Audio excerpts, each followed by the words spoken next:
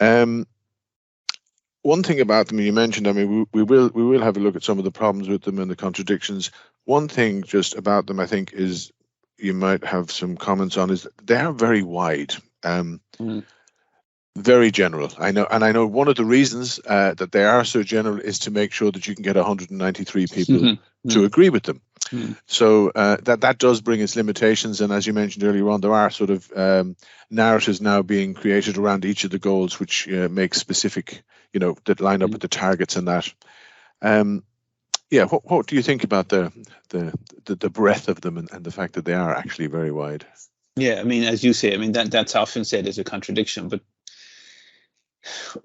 I mean, when you have 193 countries with a huge diversity of culture, language, political system, to come to an agreement, you're inevitably going to be into some kind of generality. So it's not possible to agree specific programs. So I think we can concede that one. I mean, we can give them that. I think that would be a hard one to come up with a very specific manifesto that could be agreed globally. So always the issue is when you have things that are general or generalities, the danger is that they become pieties. So that governments, like we have to, let's never forget that governments are completely cynical entities. I don't mean that in a very bad way. It's just that they've got to deal with huge complexity and the real world and competing demands, and they're always thinking about how to maintain their own legitimacy and how to make sure that they maintain themselves in power and office and so on. So this is all the time what most governments are thinking about. So the danger is when you have something that's a vague generality, the proof of the pudding is what gets actually delivered, the deliverables and the actual specific programs. So have we eradicated poverty? Let's just always go back to SDG 1 because it's so simple. Well, we haven't, clearly. Has any country eradicated poverty? No. So do we say, therefore, this is all just a waste of time and of no benefit? Well, yeah, at one level, but I mean, we've never eradicated poverty. So the idea that we might do it in 5 years of the SDGs is probably unrealistic. It's still there as a goal, and it's still there as an aspiration, and it still is a standard against which governments can be measured, and they can be critiqued for not having done it, and they can be asked to explain what they have tried to do to deal with that issue and what they propose to do. So it can still act as a kind of democratic corrective to the failures of government. The governments will probably fail anyway, but at least the SDG acts as a commitment that they have made, which can then be used at least as a point of critique of them and say you haven't done what you signed up to do. So it's really up to governments to flesh out the detail of each goal, and it's up then equally to civic society and citizens and non-citizens and human beings generally to pressure governments to deliver. So the SDGs is a kind of global project for everybody, while governments have the resources to whether to deliver or not. At least every citizen has an opportunity to put pressure and to stand over the SDGs and to argue for them. So it's like everything, nothing will work unless we actually do something about it and try and make it happen. So that's on us. And so this reminds us of why the initiative that you've been involved in the ATU in terms of at least alerting students and educating students around the SDGs is so beneficial, because we need people at least to be familiar with them, even if they're aspirational headlines, but at least they organize the way in which we want to shape the world to come. And that's a really positive thing. Absolutely. So I'm just thinking that we might just, you mentioned no poverty there, but I was just thinking we might just look at, say, SDG 13, climate change and climate action. It's interesting. I find it very interesting. I'd be interested in your thoughts on this, that, of all the goals, it could be arguably described as one of the most important, or certainly, well, they're all important, but it could be arguably described as the one that sort of, determines whether we exist going forward or not. Yeah. And interestingly, when you look at it, it has possibly the least targets and least written about it of any of the goals. It says something to me. I mean, I was wondering what does that say to you? Well, I mean, you can take the benign view that for 193 governments is just so complicated that they didn't want to do that, and they were probably, I suppose, mindful of the various COP processes, and that they would act as kind of articulations of climate policy and so on and so forth. That's the benign view. We'll go with that for the moment.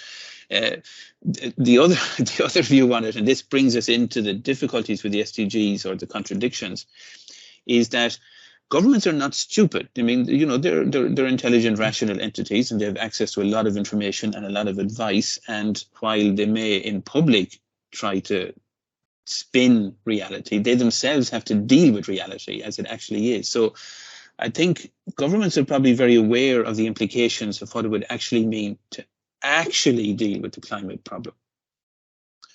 And the lifestyle alterations that would involve. Now, not so much globally, but certainly in the Western world. So a genuine addressing of the climate emergency and the wider ecological crisis that we're in. It's not just climate. Climate is a kind of headline problem, and it's one that we can understand, but we have a huge biodiversity problem. We have a huge loss of habitat. We have a huge pollution carrying problem. So we've multiple ecological problems. Climate change is one factor that's worsening all the others, and is also caused by all the others. So climate, if you like, is both the cause of these problems and also the result to them. So it's a kind of a catalyst. But so the issue then is, if we are to seriously address the climate crisis, what would that mean? And I think governments, especially Western governments, are very alert to the actual implications of it, and they can't go there. They cannot go there, because it would mean unraveling, or at least seriously downsizing, the mode of economic functioning that we are familiar with. So this would mean, huge changes to how consumerism is done, how production is done. In brutal terms, rather, it would mean a change in how capitalism functions. And I don't think any Western government can go there for a number of reasons. They can't go there politically, because that just wouldn't be sellable to most electorates, the implications of it. But I don't think they can go there conceptually, because I don't think most governments, well, certainly all governments, but most even electorates, can even imagine what a non-capitalist or post-capitalist economy and society would look like, because we've all been socialized within it. Capitalism has been the kind of functioning system in the Western world for, certainly in its modern form, for about 2 centuries. And to kind of imagine what it would be like to have a Western world that wasn't capitalist is extremely difficult for people to just conceptualize. So and I think we have to acknowledge that. So if that is true, then you can see the political problem. The political problem is, how do you sell that to an electorate, and how do you get electorates to support that? So this is where we come into the contradiction kind of territory. So on the one hand, of course, we do want to deal with the climate emergency, but on the other hand, we want to maintain our lifestyle. We want to maintain what we're familiar with. We want to maintain a kind of consumerist world that we live in. And they're perfectly fine, because we have to be careful here. The capitalist consumerist world has produced a wonderful world, a really good world. So let's not pretend otherwise. It has been a world of technology, of comfort, of heat, of longevity, of good healthcare, of food, transportation, the ability to move around the world. These are all really good things. They're not bad things, they're really good things. The tragedy of our time is that living in this way, using the technologies we've been using to bring it about, has come directly at the cost of the functioning of the earth itself and the systems, the biological and other systems in the earth, so that we have an inherent contradiction between the human well-being that has been brought about by Western modernity and the way that the planet needs to function in order to remain healthy and well. And we can't resolve this contradiction politically. We still don't quite know how to do it. So therefore, what people are doing is the obvious thing that people do in the face of a contradiction. They either just block it out, or else they try to find some middle way. They try to think, is there a way that we can combine the two elements? And this is where we take development, which is that technology Western thing, and sustainability, which is the planet thing, and then we put the two together, and we create this new overarching concept called sustainable development, on the basis that we can continue to do development, but we'll do it in this very sustainable way. And so this is what we've been trying to do probably since sometime in the 1960s. So we've about 60 years of trying to do this, and it has not worked.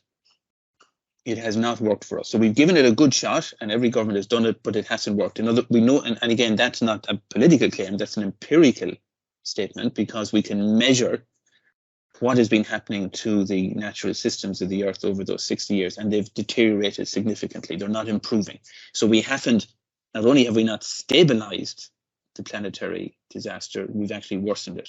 So therefore, the problem is, it looks as if we have a bigger bang that we have to do. It's not going to work, this balancing thing. And one or other is going to have to give. So we're either going to completely alter the planet, or we're going to alter Western development. We can't avoid the country. One or other is going to have to change. Now, at the moment, governments are kind of paralyzed because they're not able to do either, because they're contradictions. So we're stuck, and we're still stuck in this place at the moment. There is a desperate effort to do a kind of substitution. This is the sustainability thing, which is, okay, we take fossil fuels out and we put renewables in. That's the big thing. And we get rid of petrol cars and we put in electric cars. So we do this substitution thing.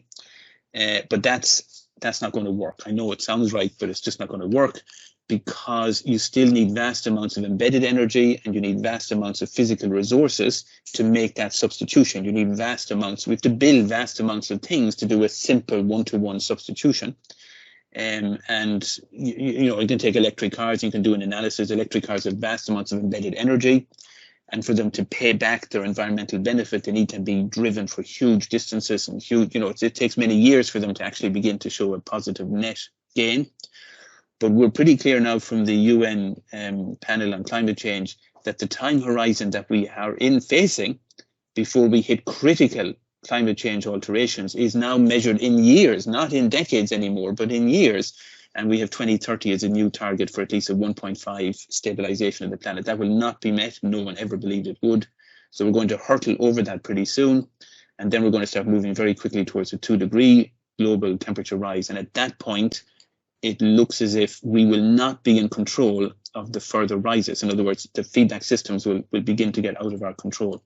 So the critical window is very tiny now, and governments have not responded and cannot respond. So this goes back to the SDGs then. I'm going to stop now, which is that the SDGs as aspirations and as statements of what we would like to bring about are really very good. I've already started 4 very positive things about them. But sadly, while they are necessary, they're not sufficient, because they actually need radical implementation, and we can't do it.